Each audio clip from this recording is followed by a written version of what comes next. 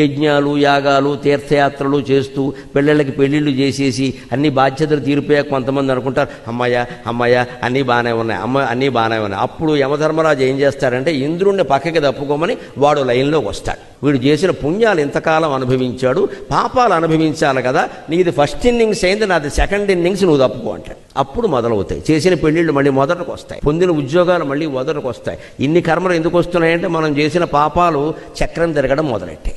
ఈ చక్రం ఆ చక్రాన్ని ఆపదు, ఆ చక్రం ఈ చక్రాన్ని ఆపదు. పుణ్యం చేస్తే పాపం పోతుంది, కుదరదమ్మా. పుణ్యం పుణ్యమే, పాపం పాపమే. దేనికి దానికి అనుభవించాల్సింది. దాంట్లోంచి దీన్ని మైనస్ చేయడం అనేది ఉండదు. దేనికి దానికి అనుభవించాలంటే పాపఫలం అనుభవించకుండా ఉండాలంటే పాపం చెయ్యకు, అంతేలే.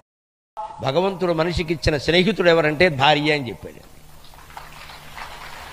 నీకు జీవితాంతం తోడుగా నీడుగా ఉండి నీ కష్టసుఖాల్లో పాలు పంచుకోవడానికి ఒక భార్య పేరు మీద ఒక అమ్మాయిని ఇస్తున్నానయ్యా, తీసుకో అని శ్రీ మహావిష్ణువు మనకు కన్యాదానం చేశాడమ్మా భార్య.